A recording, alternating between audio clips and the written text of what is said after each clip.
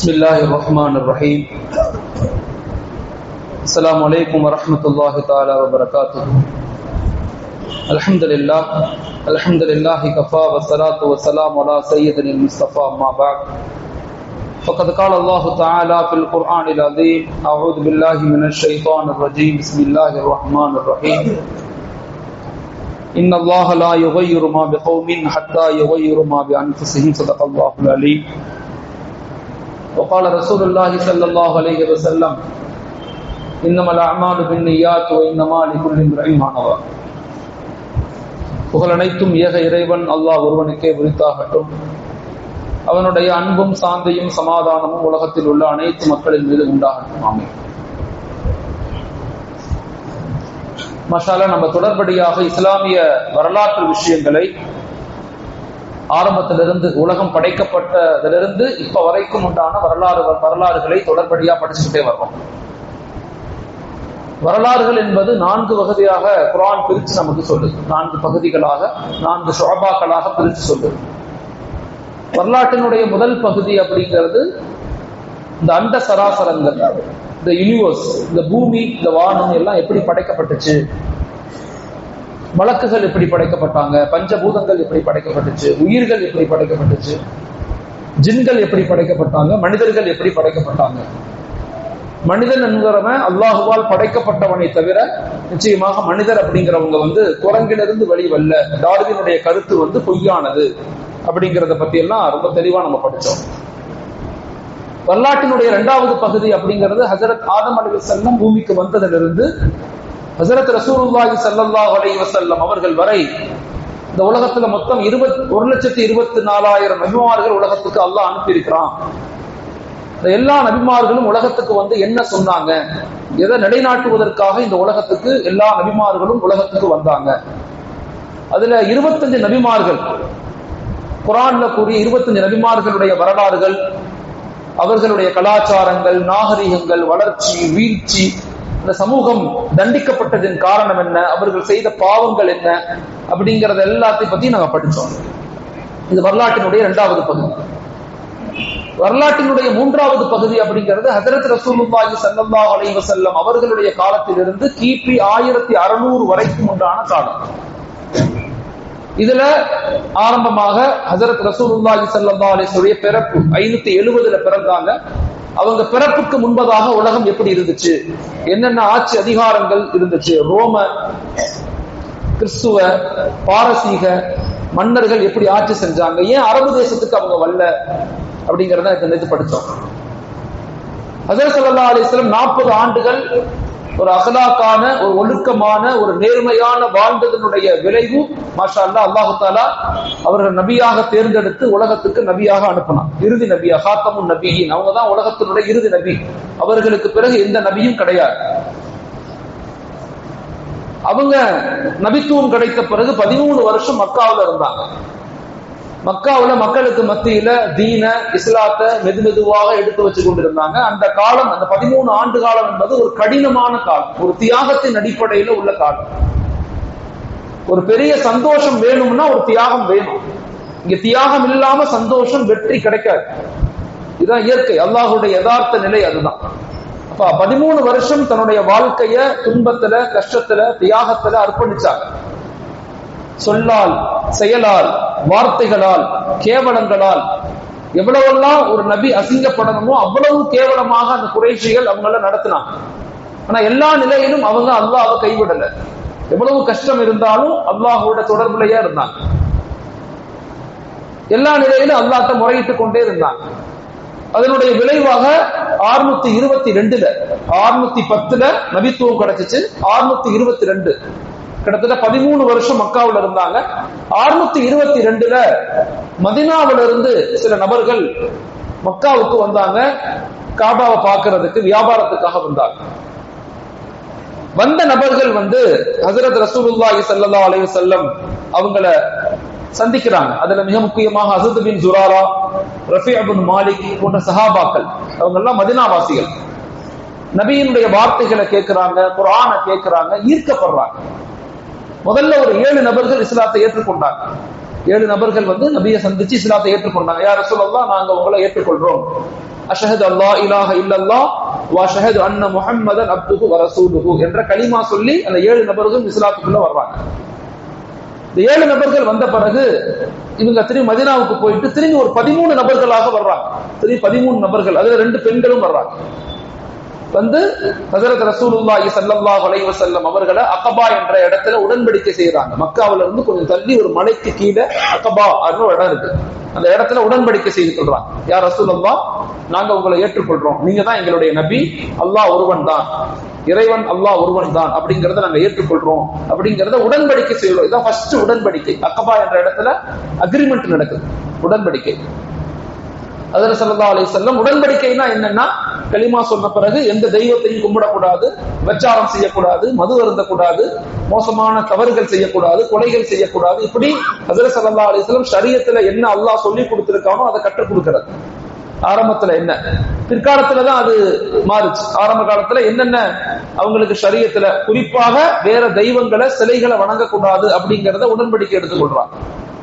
அப்ப அஸத் பின் ஸுராரா ரலியல்லாஹு என்ற ஒரு சஹாபி கேட்கிறாங்க, யா ரசூலல்லாஹ், நீங்க மக்காவில இருந்து இவ்வளவு கஷ்டப்படுறீங்க, மக்கள் உங்களை ஏற்றுக்கொள்ள மாட்டேங்கிறாங்க, உங்களை வெறுக்கிறாங்க, உங்களை அழிக்கிறதுக்கு முயற்சி செய்யறாங்க, உங்களை பட்டினி போடுறாங்க, உங்களை கஷ்டப்படுத்துறாங்க, நீங்க ஏன் வந்து எங்க வந்துடக்கூடாது, மதீனாவுக்கு வந்துடக்கூடாது, நாங்க உங்களை பாத்துக்கிறோம், நாங்க உங்களை நல்லபடியா பாத்துக்குவோம், யா ரசூலல்லாஹ், நீங்க மதீனாவுக்கு வாங்க.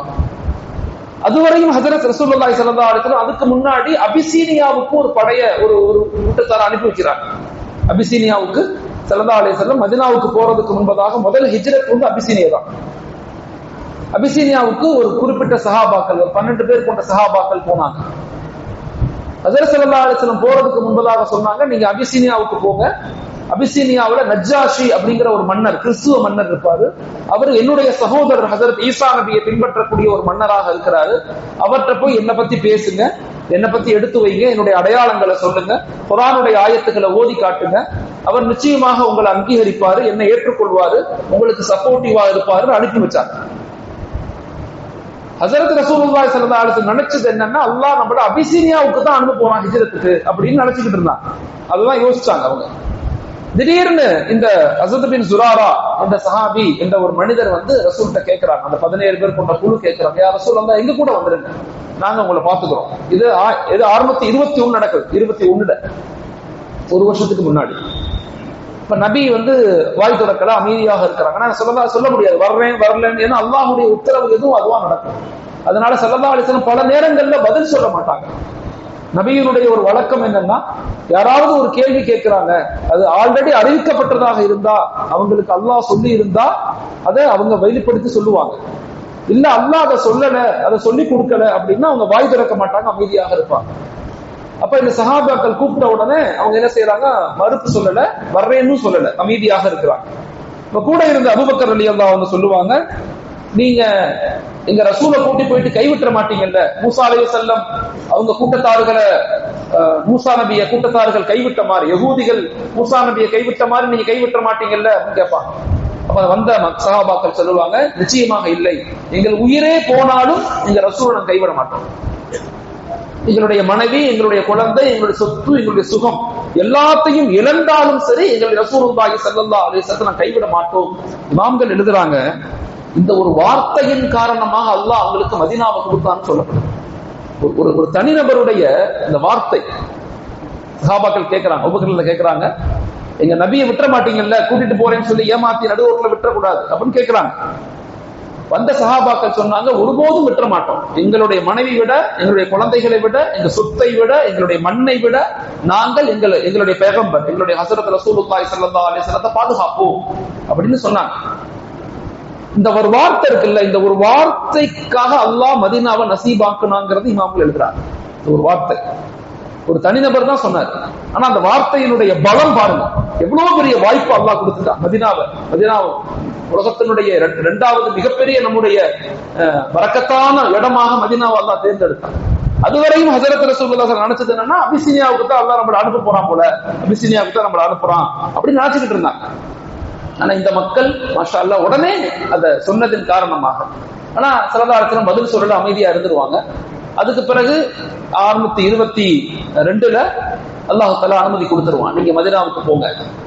இந்த மதீனாவுக்கு போறதுக்கு முன்பதாக ஹஸரத் ஸல்லல்லாஹு அலைஹி வஸல்லம் அந்த அகபா என்ற இடத்துல உடன்படிக்கை செய்யும் போது, அப்ப இந்த வந்த சஹாபாக்கள் மதீனா வாசிகள் கேட்பாங்க, யா ரசூலல்லாஹ், எங்களுக்கு தீனை பத்தி சொல்றதுக்கு சில நபர்கள் வேணும்.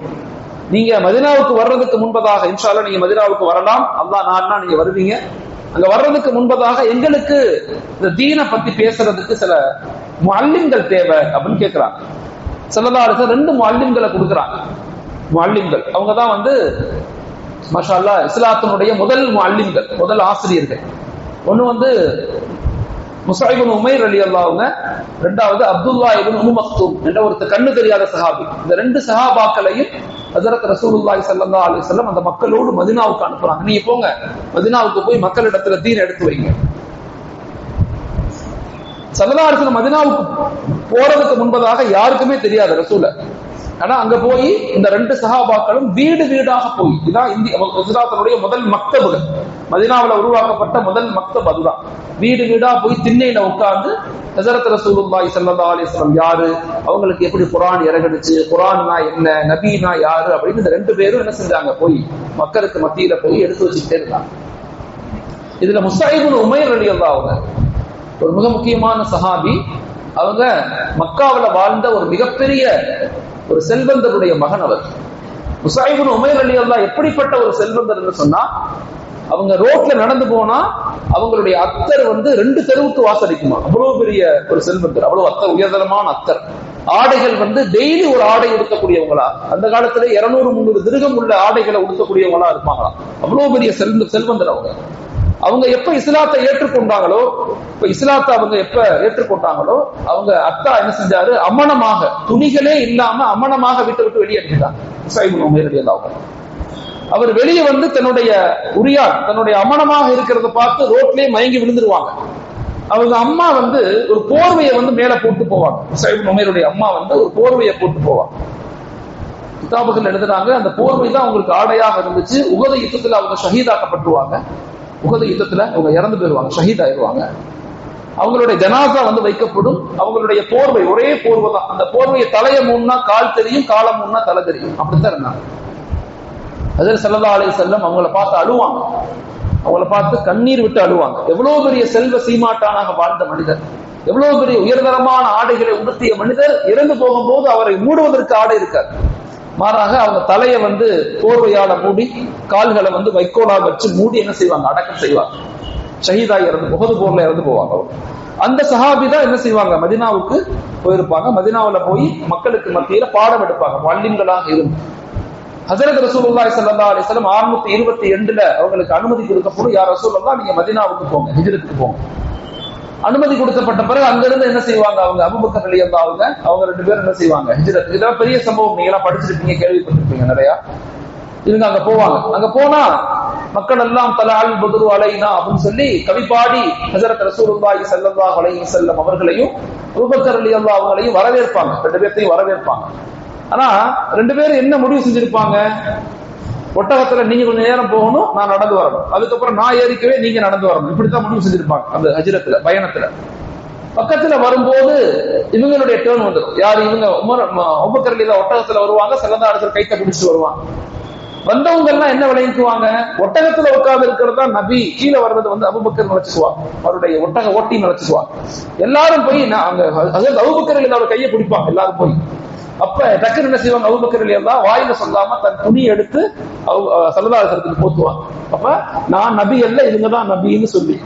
அல்லாஹ் மக்கள் எல்லாம் அப்படியே ஆரவாரமாக, எல்லாம் எந்த அளவுக்கு மக்காவுல ஹஜ்ரத் ஸல்லல்லாஹு அலைஹி வஸல்லம் துன்புறுத்தப்பட்டாங்களோ, கஷ்டப்படுத்தப்பட்டாங்களோ, சிரமத்துக்கு உள்ளாக்கப்பட்டாங்களோ, அந்த பகரமாக அல்லாஹ் 2-3 விஷயங்கள் செய்வான். அதுல முக்கியமா மேராஜுக்கு போனது, தொழுகையை வாங்கிட்டு வந்தது, இதெல்லாம் மக்காவுல இருக்கும்போது நடந்த சம்பவங்கள். ஓகே, அப்புறம் மதீனாவுக்கு வந்துடும். மதீனாவுக்கு வந்தவொடனே மாஷா அல்லாஹ், அல்லாஹு தஆலா அவங்கள பெரும் சந்தோஷமாக, எல்லா நிலையிலும் மக்கள் அவங்களை கண்ணியமாக சந்தோஷப்படுத்தி கிட்டத்தட்ட 10 வருஷம் மதீனாவுல இருப்பாங்க. மதீனாவுடைய 10 வருஷம் உலகத்தினுடைய முன்மாதிரியான ஒரு வாழ்க்கை முறை அங்கதான் அமைக்கப்படும். The social harmony, the community center of the world அப்படின்னு சொல்லப்படுது. முழு உலகத்துக்கு முன்மாதிரியான ஒரு வாழ்க்கை முறை அந்த 10 வருஷங்கள்ல நடந்திருக்கு. மாஷா அல்லாஹ். அந்த 10 வருஷம் மதீனா வாழ்க்கையில ஹஜ்ரத் ஸல்லல்லாஹு அலைஹி வஸல்லம் எல்லா நிலையிலையுமே எல்லா நிலையிலையுமே மக்களோடு நல்ல அணுகி பழகி தீனை எடுத்து வச்சு பயணிப்பாங்க. 624 72ல வந்திருப்பாங்க. 24 2 வருஷம் கழிச்சு முதல் யுத்தம் நடக்கும், பத்ருடைய யுத்தம். அதாவது இன்னைக்கு தான், இந்நாளைக்கு நடக்கும். மார்ச் 17, அதாவது ரமதானுடைய 17வது நாள் பத்ருடைய முதல் யுத்தம் நடக்கும். பத்ரு யுத்தம் நடக்கும். எப்படி நடக்கும்னா, நீங்க போன வருஷம் நம்ம படிச்சோம், நிறைய கேள்விப்பட்டிருப்பீங்க, நீங்களும் படிச்சிருப்பீங்க. அந்த பத்ரு யுத்தம் மிக முக்கியமான ஒரு யுத்தமாக இருக்கு. ஏன்னா இஸ்லாத்தினுடைய எதிரிகளை வீழ்த்தக்கூடிய முதல் யுத்தம் அதுதான். அந்த யுத்தம் எப்படி நடந்துச்சு அப்படின்னு சொன்னா, மதீனாவை சுத்தி இருக்கக்கூடிய ஒரு பகுதியில் அபூ சுஃபியானுடைய படை மக்காவுக்கு போகக்கூடிய அபூ சுஃபியானுடைய படை அபூ சுஃபியானுடைய வியாபார தளவாடங்களோடு அவர் சிரியாவில இருந்து வர்றாரு. அவர் மதீனா வழியா தான் மக்காவுக்கு போறாரு. அவர் நிறைய காசு பணம், நிறைய வியாபாரங்களை எடுத்துட்டு போறாரு. இப்படி எடுத்துட்டு போய் நம்மளுக்கு எதிராக அவங்க செயல்படுறாங்க, அதனால இவரை தடுத்து நிறுத்தணும் அப்படின்னு ஒரு முயற்சி நடைபெறும். ஒரு 300 நபர்களை கொண்ட ஒரு படை போகும். அதை கேள்விப்பட்ட மக்காவாசிகள் அபூ சுஃபியான் அவங்களை பாதுகாக்கிறதுக்காக வேண்டி அவங்க ஒரு 1000 நபர்களோடு, ஒரு படையோடு, பெரிய படையோடு அவங்க வருவாங்க. அந்த பத்ர் யுத்தத்துல நோம்பு 17 ரமஜானுடைய மாதம், எல்லாம் நோம்புடைய காலங்கள்ல ரமஜானுடைய மாதம் தான் நடக்கும். அப்ப யுத்தம் நடக்க ஆரம்பிக்கும். அந்த யுத்தத்துல மாஷா அல்லாஹ் முஸ்லிம்களுக்கு அல்லாஹ் பெரும் வெற்றியை கொடுப்பான். நான் உங்களுக்கு மலக்குமார்களை கொண்டு பாதுகாத்து நான் உங்களுக்கு மிகப்பெரிய வெற்றியை கொடுத்தேன் அப்படின்னு சொல்லி அல்லாஹ் குர்ஆன்ல இதை நமக்கு விளக்கப்படுத்துறான். சரி, பத்ர் யுத்தத்தினுடைய படிப்பினை என்ன? பத்ர் யுத்தத்தின் மூலமாக நமக்கு கிடைக்கக்கூடிய படிப்பினை 4 படிப்பினைகளை இமாம்கள் எழுதுறாங்க. ஒன்று, பத்ர் யுத்தத்துக்கு முன்னாடி ஹஜ்ரத் ரசூலுல்லாஹி ஸல்லல்லாஹு அலைஹி வஸல்லம் நடந்து கொண்ட முறை. அப்படின்னா என்னன்னா, ஸல்லல்லாஹு அலைஹி வஸல்லம் மதீனாவுக்கு வந்த உடனே மதீனாவை சுத்தி உள்ள 70க்கும் மேற்பட்ட குலத்தார்களோடு, கிளையார்களோடு உடன்படிக்கை செய்து கொண்டாங்க. ஒரு உடன்படிக்கை, எல்லாத்தையும் சந்திப்பாங்க. சந்திச்சு, நீங்க எப்படி இருக்கிறீங்க, உங்க கிளைகள் என்ன, கிளை தலைவர்கள் யாரு, நான் இங்க வந்திருக்கிறேன், இந்த மக்களை நான் ஒன்றிணைச்சு ஒரு பெரிய தீனை கொண்டு வந்திருக்கிறேன் அப்படின்னு சொல்லி மக்கள்கிட்ட போய் பேசி அவர்களும் இவங்களும் உடன்படிக்கை செய்து கொண்டாங்க. இது முதல் விஷயம். இரண்டாவது, சஹாபாக்களுக்கு மத்தியில ஈமானிய வலிமையை ஏற்படுத்தினாங்க. எந்த நிலையிலும் நாம் விட்டு கொடுத்துடக்கூடாது, எல்லா நிலையிலும் நாம அல்லாஹ்வுக்காக போராடணும், உண்மைக்காக, நன்மைக்காக, உண்மையை நிலைநாட்டுவதற்காக நம்ம போராடணுங்கிற மனப்பக்குவத்தை கொடுத்தாங்க. மூணாவது, யுத்தங்கள் எப்படி நடத்தணும் அப்படிங்கிறத கற்றுக் கொடுத்தாங்க. குழந்தைகளை கொல்லக்கூடாது, பெண்களை கொல்லக்கூடாது, வயதானவர்களை கொல்லக்கூடாது, எப்படி நடந்துக்கணும் அப்படிங்கிறத சொல்லிக் கொடுத்தாங்க. நாலாவது, யுத்தத்துக்கு பிறகு கைதிகளை எப்படி நடத்தணும். இந்த 4 நிலைகளையும் பத்ர் யுத்தம் நமக்கு சொல்லிக் கொடுத்தது. அந்த பத்ர் யுத்தத்தினுடைய முன் இரவு ஹஜ்ரத் ரசூலுல்லாஹி ஸல்லல்லாஹு அலைஹி வஸல்லம் இரவு முழுக்க நின்று தொழுதாங்க. இரவு முழுக்க நின்று தொழுது அல்லாஹ்ட்ட துஆ செய்தாங்க.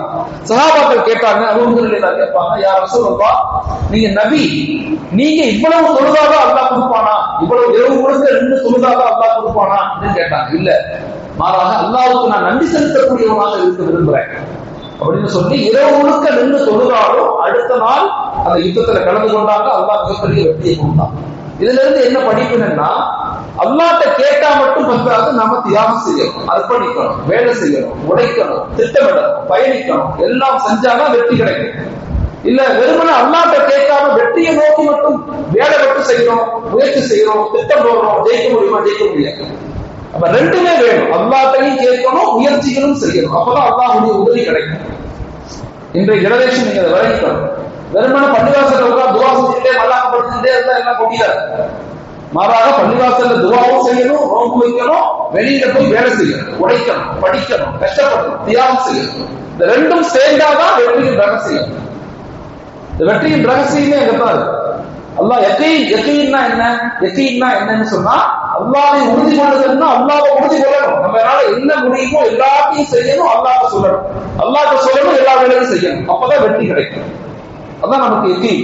இஸ்லாமிய மார்க்கத்தினுடைய அடிப்படையான கோட்பாடுகளே அதுதான், அதை மறந்துடக்கூடாது. ஓகே, பத்ர் யுத்தம் வெற்றி அடையுது, மாஷா அல்லாஹ். அதுக்கப்புறம் உஹது யுத்தம், கிட்டத்தட்ட 36க்கும் மேற்பட்ட யுத்தங்கள் ஹஜ்ரத் ரசூலுல்லாஹி ஸல்லல்லாஹு அலைஹி வஸல்லம் அவங்க கலந்து கொண்ட யுத்தங்கள் சொல்லப்படுது. அவங்களால் கொலை செய்யப்பட்டவங்க 2 பேர்னு சொல்றாங்க இமாம்கள், அல்லது 3 பேர்னு சொல்றாங்க. அவங்களால் யாரும் பெருசா கொலை செய்யப்படல. ஒரு சில நபர்கள் மட்டும்தான் சரதாச கைகளால் விட்டு இறந்திருக்கிறாங்க. அதே மாதிரி உலகத்திலேயே இந்த வார் டிசிப்ளின் ஒன்று இருக்கு. இன்னைக்கு BA டிஃபென்ஸ் அண்ட் ஸ்ட்ராட்டஜிஸ் சொல்லி ஒரு பாடம் கவர்மெண்ட் ஆஃப் இந்தியா கொண்டு வந்திருக்காங்க. அந்த பாடத்துல ஒரு வார் டிசிப்ளின் ஒரு தனி பாடமே இருக்கு. யுத்தங்கள் எப்படி நடக்கணும், யுத்த களத்துல நம்ம எப்படி இருக்கணும் அப்படிங்கறத பத்தி தான் இன்னைக்கு பாடங்கள் தனியா இன்டர்நேஷனல் லா சொல்லுது. இதெல்லாம் எங்க இருந்து எடுக்கப்பட்டதுன்னா ஹஜ்ரத் ரசூலுல்லாஹி ஸல்லல்லாஹு அலைஹி வஸல்லம் காலத்துல யுத்தங்கள் எப்ப நடந்துச்சு, யுத்தங்கள் எப்படி நடக்கணுங்கிறது சில முறைகளையே கற்றுக் கொடுத்திருக்கிறாங்க. எப்படி நிக்கணும், எப்படி மக்களை பார்க்கணும், யாரை நம்ம எப்படி சண்டை போடணும், பெண்களை ஏன் கொலை செய்யக்கூடாது, குழந்தைகளை ஏன் கொலை செய்யக்கூடாது, தாவரங்கள், உயிர்கள், மரங்கள், செடிகள், உணவுப் பொருட்கள் இதெல்லாம் வீண் பண்ணக்கூடாது, தூக்கி எரிக்க கூடாது, இதெல்லாம் சொல்லப்பட்டுச்சு. ஒரு யுத்தம் தான், ஆனா யுத்தத்துல எப்படி நடைபெறணுங்கிற முறை இருக்குது. ஆனா இன்னைக்கு யுத்தங்கள் அப்படி நடைபெறல. எந்த யுத்தங்களுமே அப்படி கிடையாது. உலகத்தில் நடைபெற்ற எந்த யுத்தமும் பெண்கள் கற்பழிக்கப்படுவாங்க, குழந்தைகள் வெட்டு கொலை செய்யப்படுவாங்க. ஆனா அராஜகங்கள் நடக்கும். யார்கிட்ட யுத்தம் நடத்தணுமோ அவங்கள்ட்ட இல்லாம பொதுமக்களை கொலை செய்யக்கூடிய மக்களாக மனிதர்கள் இன்னைக்கு மாறுறாங்க. அப்படி இல்லாம நேரடியான ஒரு யுத்தம் எப்படி இருக்கணும் அப்படிங்கிறத பதில் படை அந்த யுத்தங்கள் சொல்லிக் கொடுக்குது. இன்னைக்கு உள்ள இன்டர்நேஷனல் வார் பாலிசியில இதெல்லாம் பாடங்களா வைக்கப்படும். இதெல்லாம் பாடங்களாக இருக்கு இன்னைக்கு உள்ள பாடத்துல. சரி, ஹஜ்ரத் ரசூலுல்லாஹி ஸல்லல்லாஹு அலைஹி வஸல்லம் இந்த கான்ஸ்டிடியூஷன் ஆஃப் மதீனாவுல ஒரு அமைப்பு முறையை உருவாக்குறாங்க. ஒரு அமைப்பு முறை, ஒரு சிஸ்டம் ஃபார்ம் பண்ணாங்க. அந்த சிஸ்டத்துக்கு பேரு இந்த கான்ஸ்டிடியூஷன் ஆஃப் மதீனாவுடைய அரசியல் சாசனம் அப்படிங்கிறது ஒரு. இந்த மதீனாவுடைய அரசியல் சாசனம் தான் என்னுடைய ரிசர்ச் பேப்பர், என்னுடைய ஆய்வு பேப்பர். அதுதான் ஹஜ்ரத் ஸல்லல்லாஹு அலைஹி வஸல்லம் மதீனாவுல அந்த 10 வருஷத்துல என்ன செஞ்சாங்க, அத நாம இன்னைக்கு எல்லா ஊர்களையும் எல்லா மஹல்லாக்கள்லையும் செய்யறது தான் இன்னைக்கு நம்முடைய வெற்றியினுடைய பெரிய ரகசியமே அங்கதான். வெற்றியினுடைய மேம்பாடு எங்க இருக்குன்னா அந்த மதீனாவுடைய 10 வருஷ வாழ்க்கைய நாம நம்முடைய மஹல்லாக்கள்ல, நாம நம்முடைய ஊர்கள்ல, நாம நம்முடைய மாநிலங்கள்ல செயல்படுத்துவதை கொண்டுதான் அந்த மிகப்பெரிய வெற்றியை நம்ம அடைய முடியும். ஏன்னா நமக்கு ஹஜ்ரத் ரசூலுல்லாஹி ஸல்லல்லாஹு அலைஹி வஸல்லம் எல்லாத்தையுமே கற்றுக் கொடுத்திருக்கிறாங்க. அவங்க சொல்லித்தராத விஷயமே கிடையாது. ஒரு மனிதன் எப்படி பிறந்ததிலிருந்து மௌத்தா போகிற வரைக்கும் சொல்லி கொடுத்திருக்காங்க. தனி மனித ஒழுக்கம், பொதுநல ஒழுக்கம், ஒரு கம்யூனிட்டி எப்படி வாழணும், ஒரு நாடு எப்படி இருக்கணும், ஒரு சோசியல் எப்படி இருக்கணும், ஒரு இன்ஸ்டிடியூஷன் எப்படி இருக்கணும், ஒரு கல்வி நிறுவனம் எப்படி இருக்கணும், இப்படி எல்லாத்த பத்தியுமே நம்ம கற்றுக் கொடுத்திருக்கிறாங்க. அப்ப அந்த கற்றுக் கொடுத்த வாழ்க்கை முறையை நம்ம கத்துக்கிட்டோம், தெரிஞ்சுக்கிட்டோம்னு சொன்னா நம்ம மஹல்லாக்கள்ல, நம்ம பள்ளிவாசல்கள்ல, நம்ம மஹல்லாக்கள், நம்ம ஊர்கள்ல அதை செயல்படுத்தும் போது மாஷா அல்லாஹ் நமக்கு 100 வருஷம் தான் தேவை. வெறுமனே ஒரு 10 வருஷத்துல நம்மளால ஒரு பெரிய சமுதாயத்தை உருவாக்க முடியும். ஆனா அதை நம்ம தெரிஞ்சுக்கணும். அதை நான் பின்னாடி கடைசி பாடத்துல நான் அதை எப்படி சொன்னாங்கன்னு சொல்லுவேன். இப்ப சுருக்கமாக மதீனாவுல ஹஜ்ரத் ஸல்லல்லாஹு அலைஹி வஸல்லம் அமல்படுத்த முறைக்கு பேரு பேலன்சிங் சொசைட்டி டெவலப்மெண்ட், பேலன்ஸ்டு சமநிலை வளர்ச்சின்னு சொல்றாங்க. சமநிலையான ஒரு வளர்ச்சியை ஹஜ்ரத் ஸல்லல்லாஹு அலைஹி வஸல்லம் மக்களுக்கு கற்றுக் கொடுத்தாங்க. சமநிலையான வளர்ச்சி. சமநிலை வளர்ச்சியில மிக முக்கியமான ஒரு பகுதி என்னன்னா மக்களை அல்லாஹ்வோடு இணைக்கிறது. அதான் மிக முக்கியமான. மக்களை அல்லாஹ்வோடு இணைக்கணும். மக்களை அல்லாஹ்வோடு இணைக்காம நம்ம எவ்வளவு சேர்ந்து எவ்வளவு பெரிய திட்டமிட்டு எவ்வளவு பேர் முயற்சி பண்ணாலும் ஒண்ணுமே நடக்க போகுது.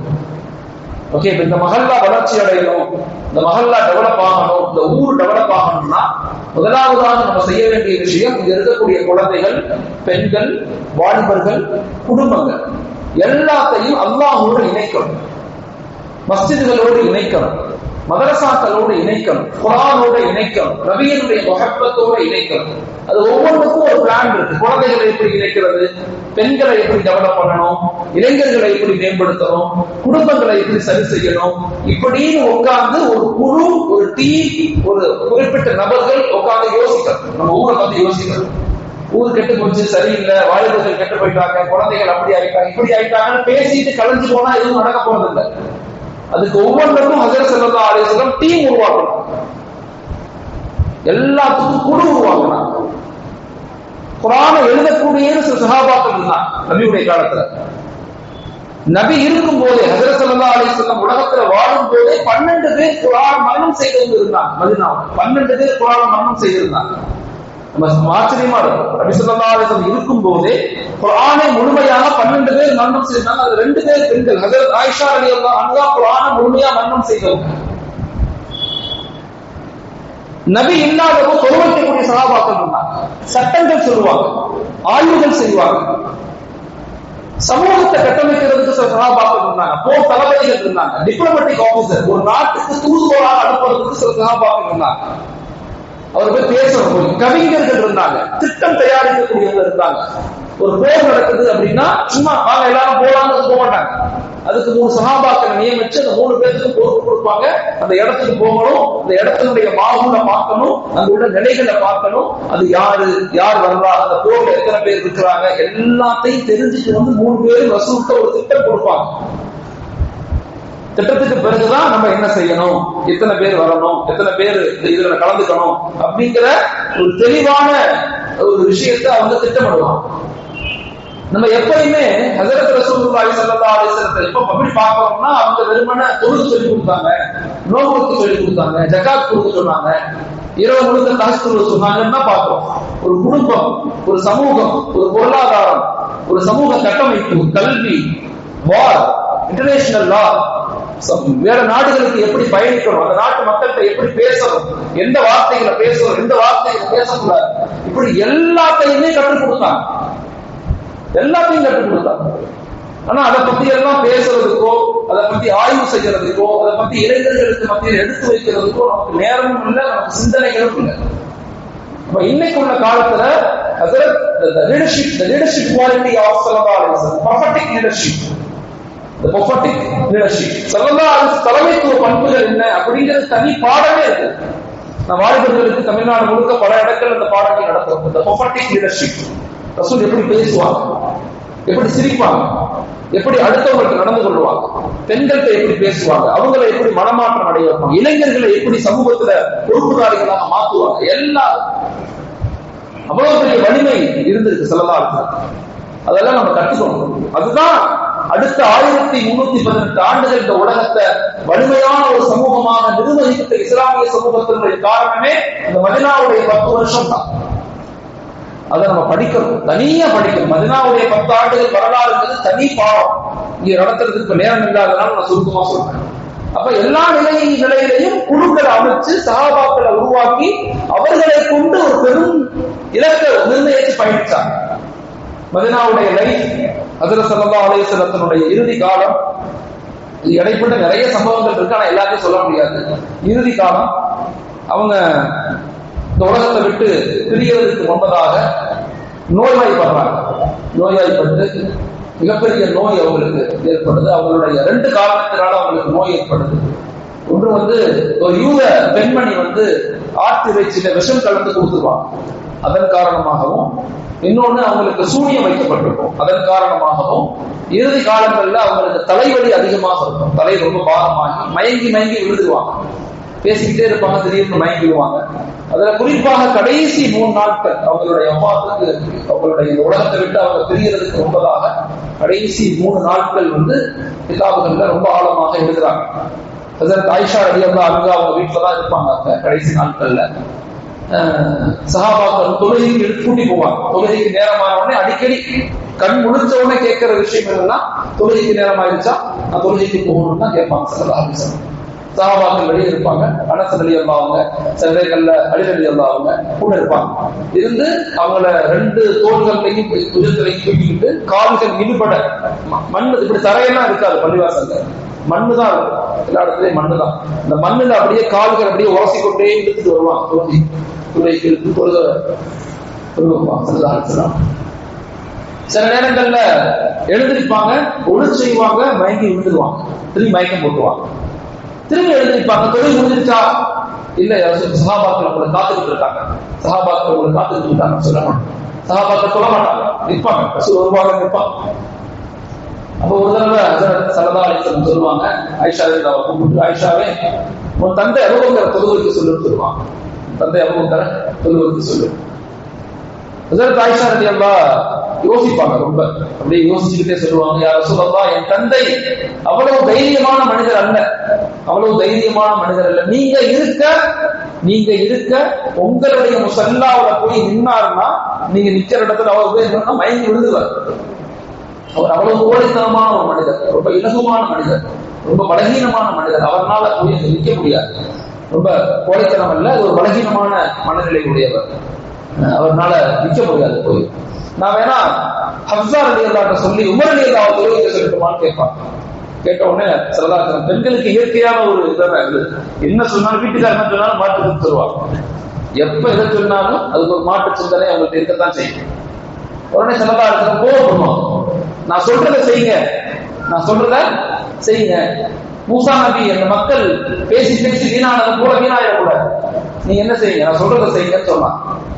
அப்போ சொல்லப்படும் இது மாதிரி வந்து ஹஸரத் அபூபக்கர் என்ன சொல்லப்படும், ரசூலுல்லாஹி ஸல்லல்லாஹு அலைஹி வஸல்லம் உங்களை தொழுகைக்கு சொன்னாங்க, உங்களை தொழுகைக்கு சொன்னாங்க. ஆனா அவங்க யோசிக்கிறார் ஸல்லல்லாஹு அபூபக்கர் ரலியல்லாஹு ஸல்லல்லாஹு அலைஹி இருக்கும் போது எப்படி தொழுகைக்க முடியும்? 2 தடவை சொன்ன பிறகு நின்றுவாங்க. நின்று தக்பீர் கட்டி அல்லாஹ் அக்பர் தக்பீர் கட்டி சொல்ல ஆரம்பிச்சிருவாங்க. ஸல்லல்லாஹு அலைஹி வஸல்லம் மயக்கத்திலிருந்து எழுந்து தன்னுடைய வீட்டினுடைய திரையை, முன் திரை தானே, இப்படி தொழுவோம் தானே திரை இருக்கும், இந்த திரையை இறக்கி எட்டி பார்ப்பாங்க. எட்டி பார்த்த உடனே சிரிப்பாங்க. எட்டி பார்த்து சிரிப்பாங்க. ஒவ்வொரு தான் முன்னாடி தொழு வச்சுட்டு இருப்பாங்க. சஹாபாக்கள் பின்னாடி நிற்பாங்க. ஸல்லல்லாஹு அலைஹி சிரிச்சு ரசூலை பார்த்துருவாங்க. ஒவ்வொரு கண்டிப்பா ஸல்லல்லாஹு அலைஹி வஸல்லம் திரையை விட்டு வெளியே வர்றாங்கன்னு நினைச்சுக்கிட்டு டக்குன்னு அப்படியே பின்னாடி போவாங்க. அப்படி தொழுகையிலே பின்னாடி நடப்பாங்க. ரசூல் வர்றாங்க, அவங்க முன்னாடி நிக்க போனாங்கன்னு சொல்லி பின்னாடி போவாங்க.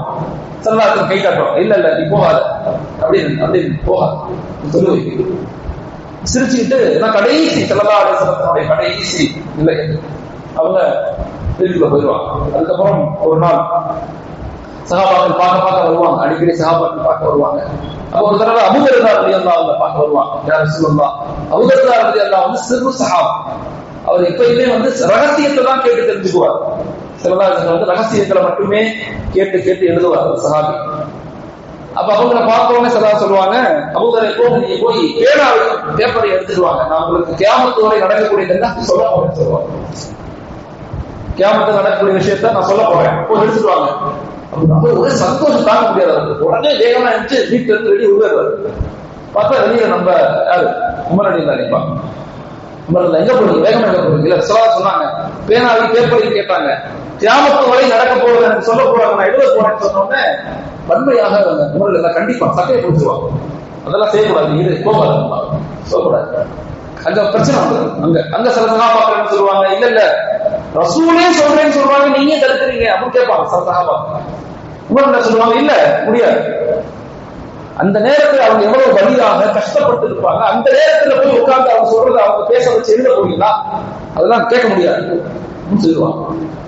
சண்டை பெருசாயிடும், வெளியில வந்து சலசலப்பு உண்டாயிடும். இவன் சொல்ற, அவங்க சொல்ல, இவங்க சொல்ல, இப்படி பேசுறோன்னே சத்தங்கள் அதிகமான என்ன சொல்றாங்க, இப்படி மெதுவா வந்து திரையை இழுத்து எல்லாரும் பேரும் தட்டி திட்டிடுவாங்க, அடிக்குவாங்க. நான் சொல்ல விரும்ப எல்லாரும் வெளியே போட்டுருவாங்க, எல்லாரும் வெளியே போயிடுவாங்க. இமாம்கள் சொல்றாங்க, அல்லாஹ் தஆலா வந்து உமருடைய நாவுல பேசுறான் அப்படிங்கிறதுக்கு இன்னொரு அடையாளம் அதுதான் சொல்லப்படுது. உமருடைய நாவுல அல்லாஹ் பேசுறான் அப்படிங்கிறதுக்கு பல அத்தாட்சிகள்ல ஒரு அத்தாட்சி. ஏன்னா ஸல்லல்லாஹு அலைஹி வஸல்லம் வந்து உம்மத்தை பாதுகாக்கணும்னு ஆசைப்படுவாங்க. எல்லா நிலையிலையும் எனக்கு என்ன ஆனாலும் பரவாயில்ல, என் உம்மத்து பாதிச்சிருந்தாங்க, என் உம்மத்து கஷ்டப்படக்கூடாது, என் உம்மத்து நடுரோடு நின்றக்கூடாது, என் உம்மத்தை அல்லாஹ் தண்டிச்சிடக்கூடாதுங்கிறதுல ரொம்ப தெளிவா இருப்பாங்க ஸல்லல்லாஹு. எல்லா நிலையிலும் உம்மத்தை பாதுகாக்கிறது மட்டுமே தான் அவங்களுக்கு. அதனாலதான் கடைசி நிலையில ஆயிஷா அம்மாவுடைய தலையில மடியில தலை வச்சு படுத்திருப்பாங்க.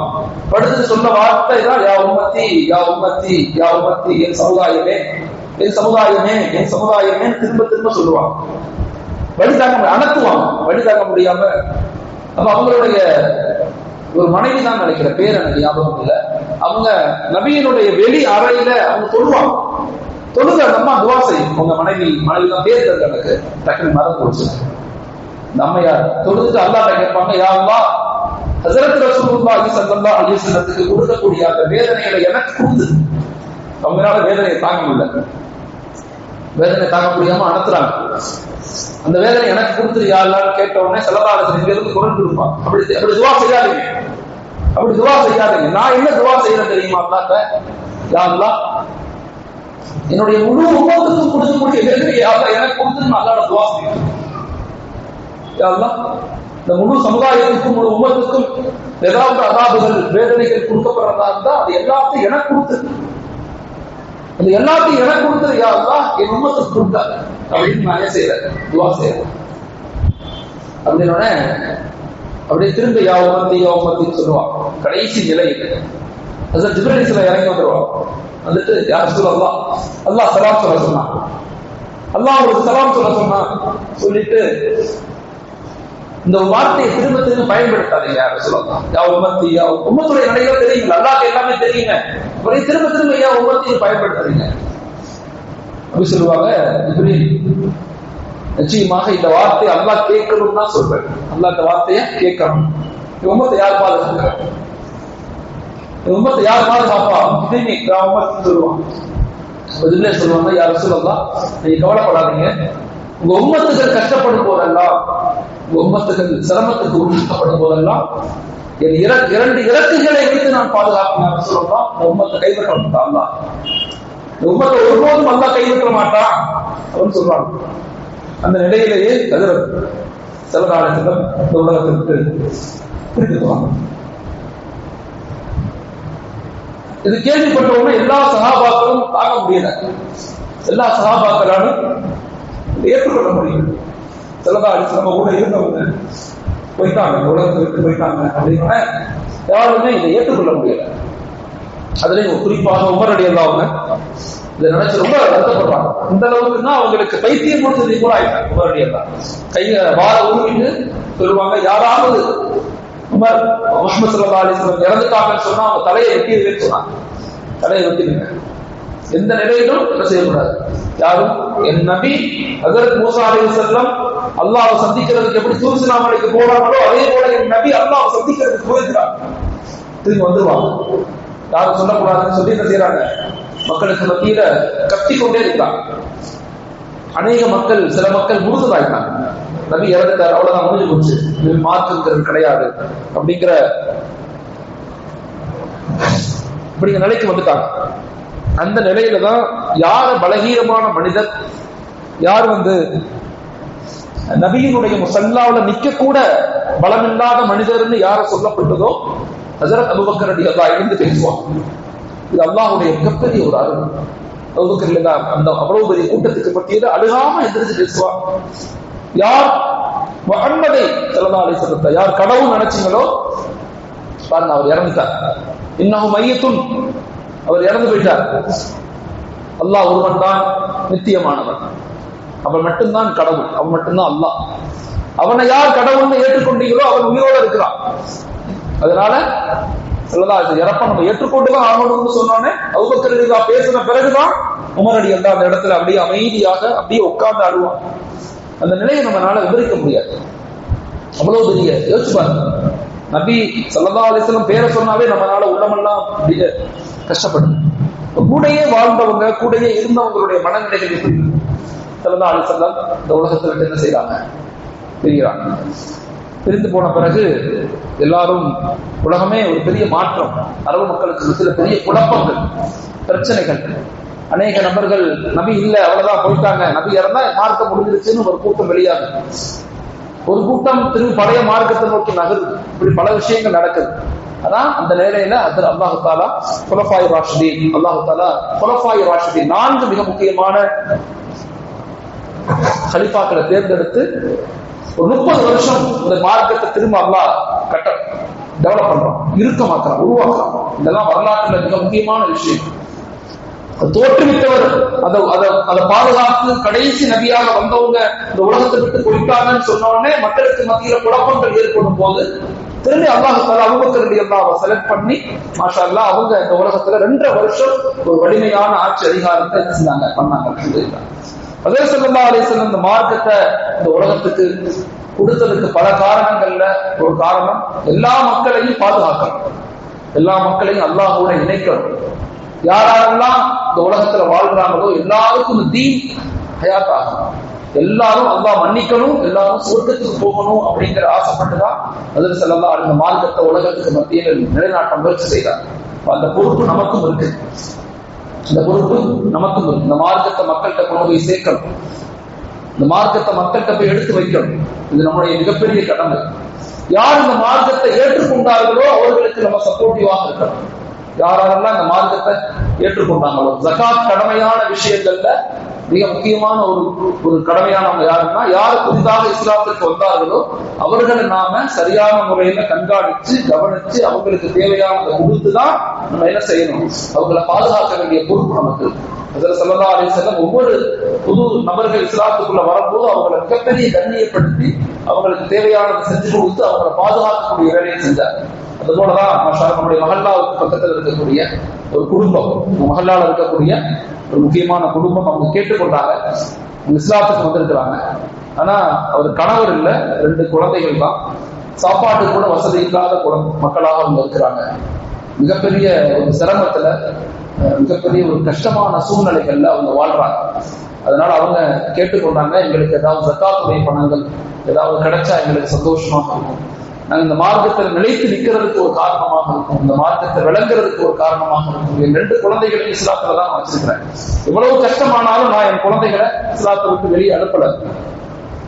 2 குழந்தைகள் நல்லா படிக்க வச்சுட்டு இருக்கேன். ஆனா உங்களுடைய சப்போர்ட் எனக்கு வேணும், உங்களுடைய உதவிகள் எனக்கு வேணும்னு சொல்லி கேட்டிருக்கிறாங்க. எல்லாம் வந்த வாலிபர்கள், இளைஞர்கள், பொதுமக்கள், பெருமார்கள் எல்லாருமே இந்த குடும்பத்துக்காக உங்களாலான முயற்சிகளை, உங்களாலான பணங்களை, ஜக்காத்துகளை, உதவிகளை, சதக்காக்களை அவசியமாக கொடுங்க. இன்ஷால்லா அதற்காக நம்ம பள்ளியினுடைய முகவரி சார் ஃபைசல் சார் இருக்காங்க, அவங்க வெளியே நிற்பாங்க. நீங்க அவங்களை சந்திச்சு உங்களுக்கு தேவையான விஷயங்கள் எல்லாத்தையுமே நீங்க இன்ஷால்லா அவசியம் உதவி செய்வதற்கு முயற்சி செய்யுங்க. நானும் இன்ஷா அல்லாஹ் என்னால முடிஞ்சது செய்யறேன். நீங்களும் இன்ஷா அல்லாஹ் என்ன செய்யுங்க, அவசியமாக அவங்களை கொடுத்து ஒரு குடும்பத்தை தீன்ல பாதுகாத்து அவங்களுக்கு தேவையானதை நம்ம கொடுக்கும்போது அல்லாஹ் நம்முடைய குடும்பத்தார்களை, நம்முடைய குழந்தைகளை, நம்முடைய வியாபாரங்களை அல்லாஹ் பாதுகாக்கிறோம். இது நம்முடைய கடமை. நம்மளை நம்பி, நம்ம சமூகத்தை நம்பி ஒரு ஃபேமிலி, ஒரு குடும்பம் வந்திருக்குதுன்னா அவங்களை ஒருபோதும் நம்ம கைவிட்டக்கூடாது. எந்த நிலையிலும் நம்ம கைவிட்டக்கூடாது. அது அல்லாஹ் நம்ம மறுமையில பதில் சொல்லக்கூடிய சூழ்நிலைகள் ஏற்படும்.